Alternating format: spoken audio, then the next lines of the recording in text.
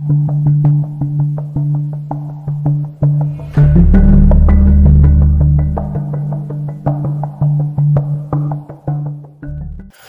ने अपनी कार का रुख कस्बे की तरफ फेर दिया। अब वो नवाब के फैमिली डॉक्टर से मिलना चाहता था।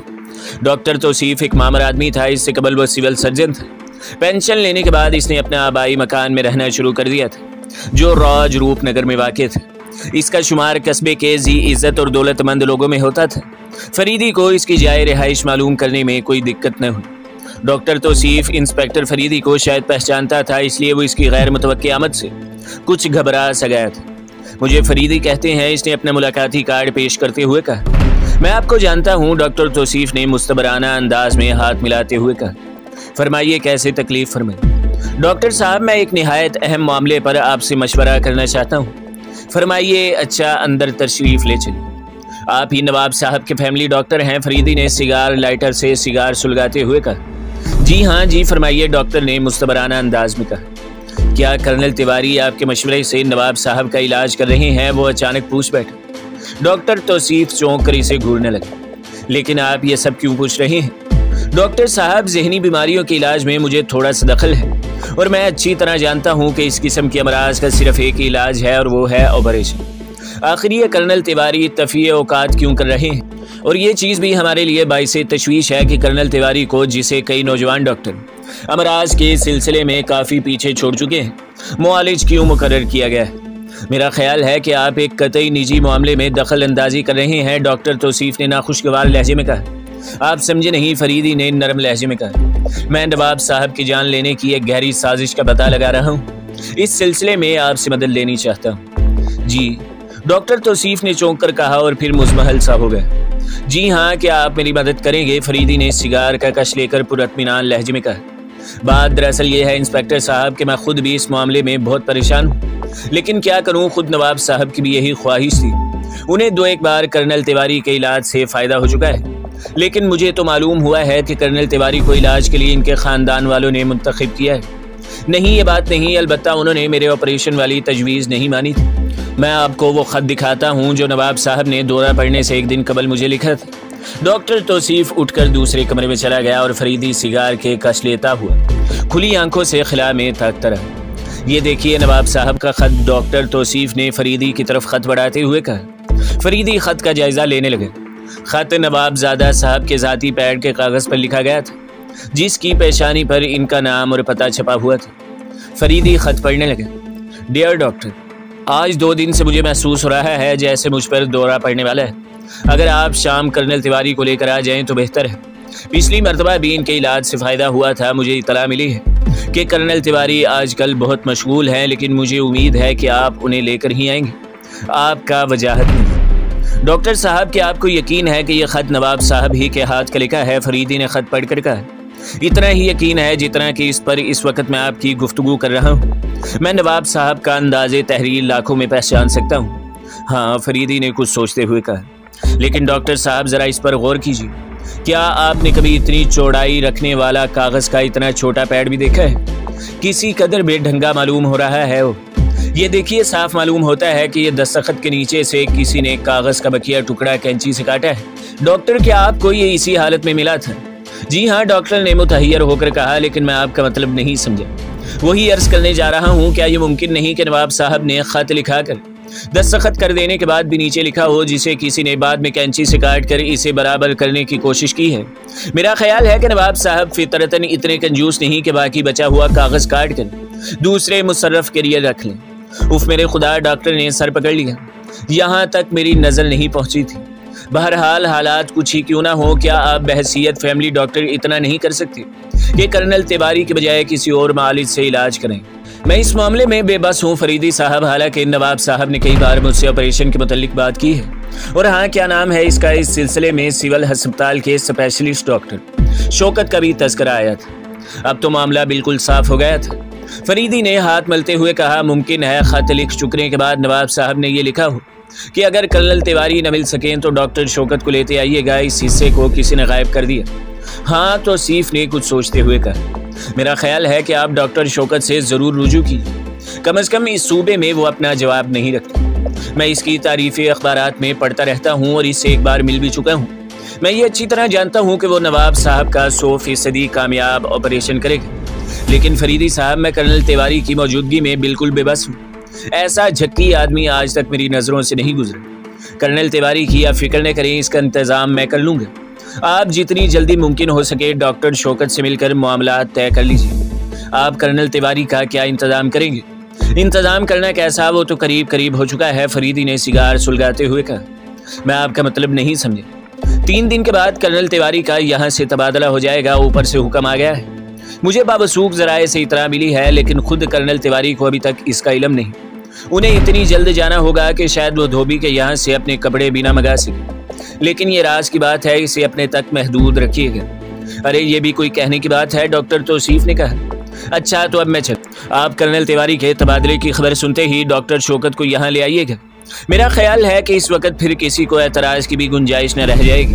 हाँ देखिए, इसका ख्याल रहे कि मेरी मुलाकात का हाल किसी पर जाहिर ना होने पाए, ख़ुसूसन नवाब साहब के ख़ानदान के किसी फर्द और इस खपती बूढ़े प्रोफेसर को इसकी इतला ना होने पाए। साहब, मुझे तो वो बूढ़ा इंतहाई खबीस मालूम होता है।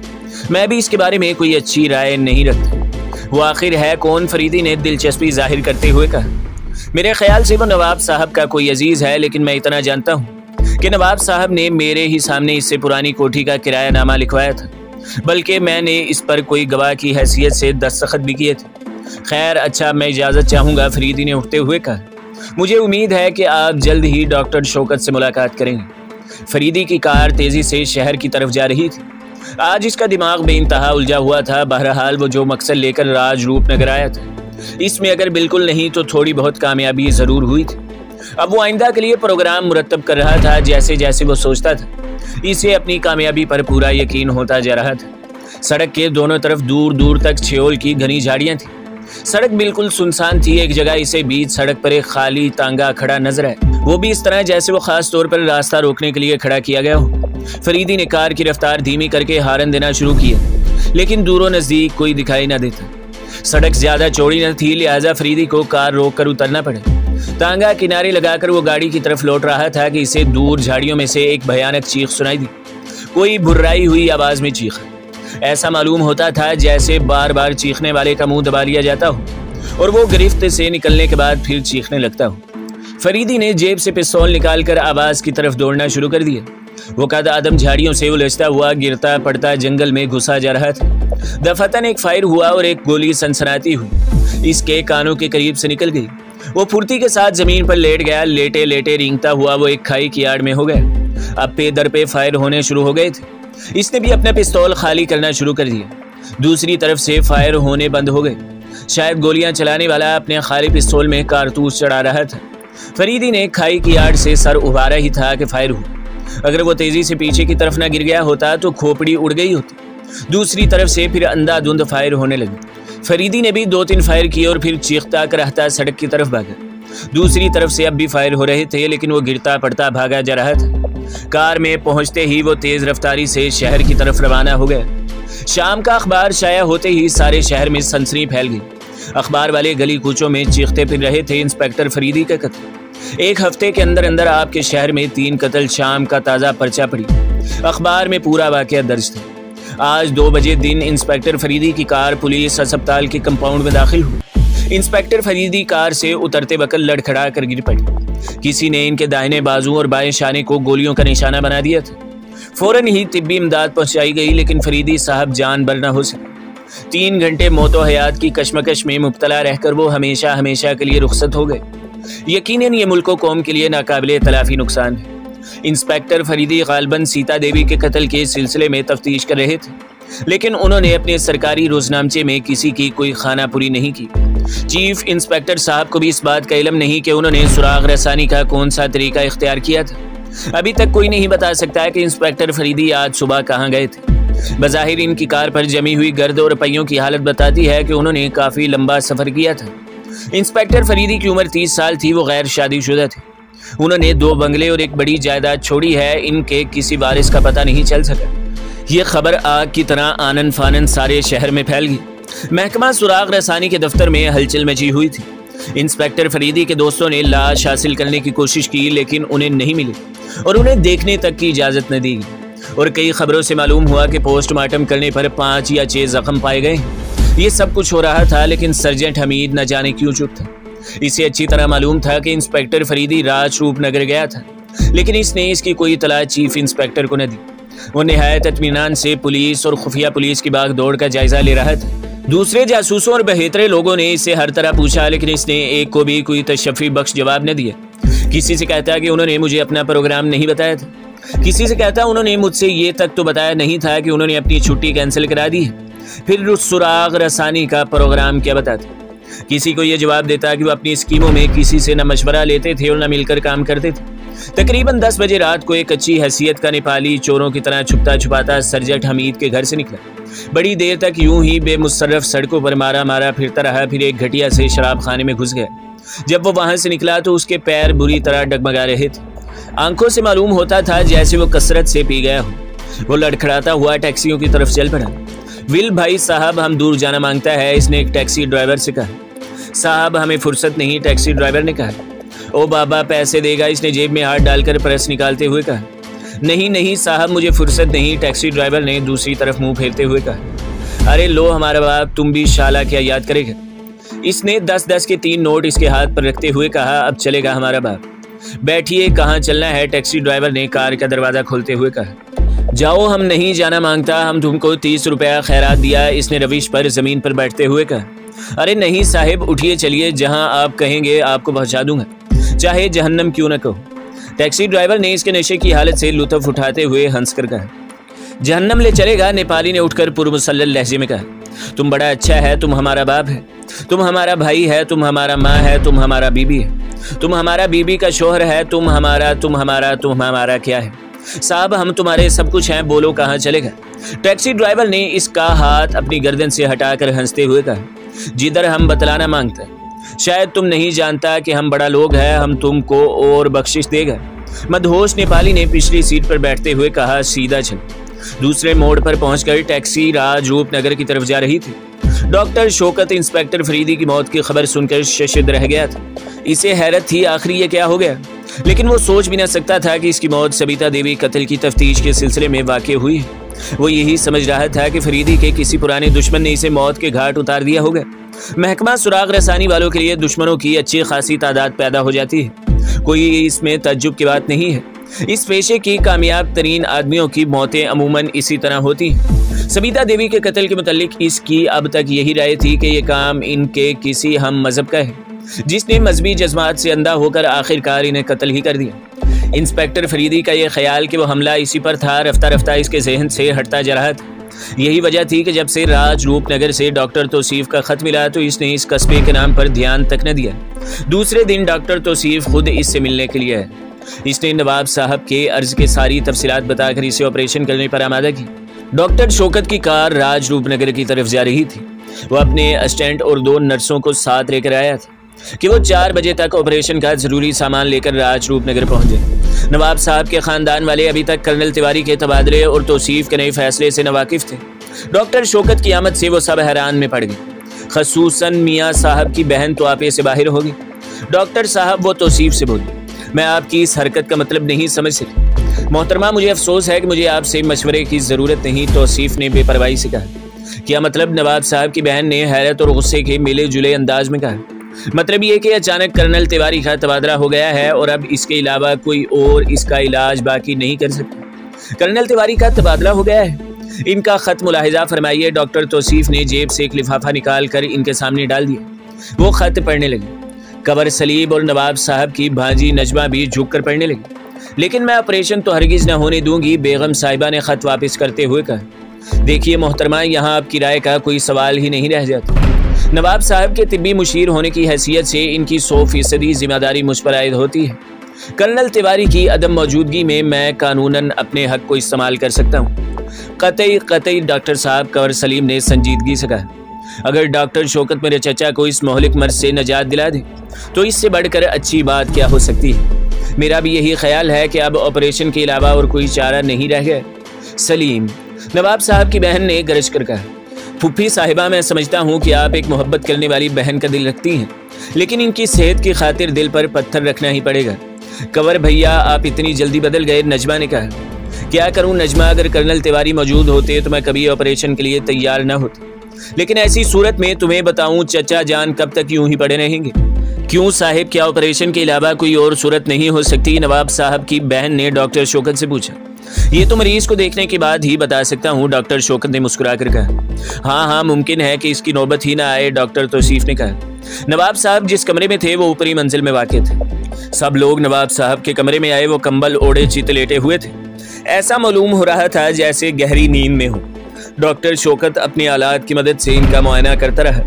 मुझे अफसोस है बेगम साहिबा के ऑपरेशन के बगैर काम न चलेगा, डॉक्टर शौकत ने कहा और आलात को हैंडबैग में रखते हुए कहा। फिर सब लोग नीचे वापस आ गए। डॉक्टर शौकत ने नवाब साहब के खानदान वालों को काफ़ी इत्मीनान दिलाया। इनकी तशफ़ी करिए, इसने इन लोगों को अपने बेशुमार ख़तरनाक केसों के हालात सुना डाले। नवाब साहब का ऑपरेशन तो इनके मुकाबले में कोई चीज़ न थी। फुप्पी साहिबा आप नहीं जानती, बेगम साहिबा से सलीम ने कहा। डॉक्टर शौकत साहब का सानी पूरे हिंदुस्तान में नहीं मिल सकता। मैं किस काबिल हूँ, डॉक्टर शौकत ने खाकसाराना अंदाज में कहा। सब खुदा की मेहरबानी और इसका एहसान। हाँ, ये तो बताइए कि ऑपरेशन से कबल कोई दवा वगैरह दी जाएगी? कबर सलीम ने पूछा। फिलहाल एक इंजेक्शन दूंगा। और ऑपरेशन कब होगा? नवाब साहब की बहन ने पूछा। आज ही 8 बजे रात से ऑपरेशन शुरू हो जाएगा। 4 बजे तक मेरा स्टेंट और 2 नर्सें यहाँ आ जाएंगी। मेरा तो दिल घबरा रहा है, नवाब साहब की भांजी ने कहा। घबराने की कोई बात नहीं, डॉक्टर शौकत ने कहा। मैं अपनी सारी कोशिशें सर्फ कर दूंगा। केस कुछ ऐसा खतरनाक नहीं। खुदा ताला की ज़ात से कभी उम्मीद है कि ऑपरेशन कामयाब हो जाएगा। आप लोग कतई परेशान न हो। डॉक्टर साहब आप इत्मीनान से अपनी तैयारी मुकम्मल कीजिए, कबर सलीम हंसकर बोला। बेचारी औरतों के बस में घबराने के अलावा और कुछ नहीं। नवाब साहब की बहन ने इसे तेज नजरों से देखा और नजमा की परेशानी पर शिकने पड़ गई। मेरा मतलब है फूफी साहिबा के कहीं डॉक्टर साहब आप लोगों की हालत देखकर बददिल ना हो जाए। अब चचा जान को अच्छा ही हो जाना चाहिए। कोई हद है, 18 दिन हो गई है, अभी तक बेहोशी ज़ाइल नहीं हो। तुम इस तरह कह रहे हो गोया हम लोग इन्हें सेहतमंद देखने की ख्वाहिशमंद नहीं है, बेगम साहिबा ने मुंह बनाकर कहा। खैर खैर फैमिली डॉक्टर तौसीफ ने कहा। हाँ तो डॉक्टर शौकत, मेरे ख्याल से अब आप इंजेक्शन दे दीजिए। डॉक्टर शौकत, डॉक्टर तौसीफ और कबर सलीम बालाई मंजिल पर मरीज के कमरे में चले गए और दोनों माँ बेटियां हॉल में ही रुककर आपस में सरगोशियां करने लगी। नजमा कुछ कह रही थी और नवाब साहब की बहन के माथे पर शिकने उभर रही थी। उन्होंने 2-3 बार जीने की तरफ देखा और बाहर निकल गई। इंजेक्शन से फारिग होकर डॉक्टर शौकत, कबर सलीम और डॉक्टर तौसीफ के हमरा बाहर आए। अच्छा कबर साहब, अब हम चलेंगे। 4 बजे तक नर्सें और मेरा असिस्टेंट आपके यहाँ आ जाएंगे और मैं भी ठीक 6 बजे यहाँ पहुँच जाऊँगा, डॉक्टर शौकत ने कहा। तो यही क़याम कीजिए ना, सलीम ने कहा। नहीं, डॉक्टर तौसीफ के यहाँ ठीक रहेगा और फिर कस्बे में मुझे कुछ काम भी है। हम लोग 6 बजे तक यकीनन आ जाएंगे। डॉक्टर कार में बैठ गए, लेकिन डॉक्टर शौकत की पेदर पे कोशिशों के बावजूद भी कार स्टार्ट ना हुई। ये तो बड़ी मुसीबत हुई, डॉक्टर शौकत ने कार से उतरकर मशीन का जायजा लेते हुए कहा। फिक्र मत कीजिए, मैं अपनी गाड़ी निकाल कर लाता हूँ, कबर सलीम ने कहा और लंबे डग भरता हुआ गैराज की तरफ चला गया जो पुरानी कोठी के करीब वाक़ थे। थोड़ी देर बाद नवाब साहब की बहन आ गई। डॉक्टर शौकत की कार खराब हो गई, कबर साहब कार के लिए गए हैं, डॉक्टर तौसीफ ने इनसे कहा। ओ, कार तो मैंने ही शहर भेज दी है और भाई जान वाली कार अरसे से ख़राब है। अच्छा तो फिर आइए डॉक्टर साहब, हम लोग पैदल ही चलें, सिर्फ 1.5 मील तो चलना है, डॉक्टर शौकत ने कहा। डॉक्टर तौसीफ, मुझे आपसे कुछ मशवरा करना है, नवाब साहब की बहन ने कहा। अगर आप लोग शाम तक यही ठहरें तो क्या मुज़ायका है?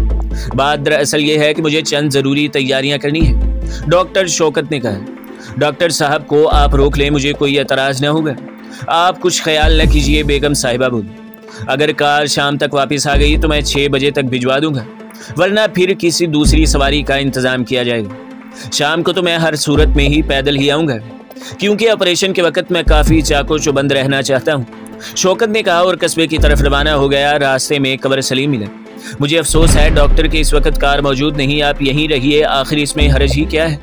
हरज तो कोई नहीं, लेकिन मुझे तैयारी करनी है, डॉक्टर शौकत ने जवाब दिया। अच्छा तो चलिए मैं आपको छोड़ाऊँ।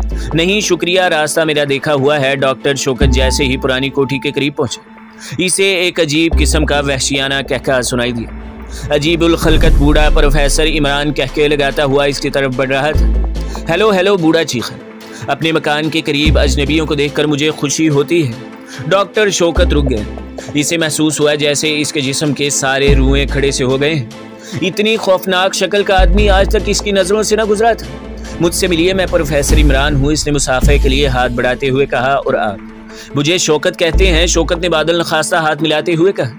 लेकिन इसने महसूस किया कि हाथ मिलाते वक्त बूढ़ा कुछ सुस्त पड़ गया था। बूढ़े ने फौरन ही अपना हाथ खींच लिया और कहका लगाता उछलता कूदता फिर पुरानी कोठी में वापस चला गया। डॉक्टर शौकत हैरान खड़ा था। दफातन करीब की झाड़ियों से एक बड़ा सा कुत्ता इस पर झपटा। डॉक्टर शौकत घबरा कर कई कदम पीछे हट गया। कुत्ते ने जुस्त लगाई और एक भयानक चीख के साथ जमीन पर आ रहा। चंद सेकंड तक वो तड़पता और फिर बेहिस्सो हरकत हो गया। ये सब इतनी जल्दी हुआ कि डॉक्टर शौकत को कुछ सोचने समझने का मौका न मिल सका। इसके बाद कुछ समझ ही में नहीं आ रहा था कि वो क्या करे। अरे ये मेरे कुत्ते को क्या हुआ? टाइगर टाइगर, एक निस्वानी आवाज सुनाई दी। शौकत चौंक पड़ा। सामने नवाब साहब की भांजी नजमा खड़ी थी। तो दोस्तों, अगली किस्त देखने के लिए हमारे चैनल को सब्सक्राइब करें, वीडियो को लाइक करें और बेल के आइकन को भी दबा दें ताकि हर जो आने वाली वीडियो है वो आपको सबसे पहले मिलती रहे।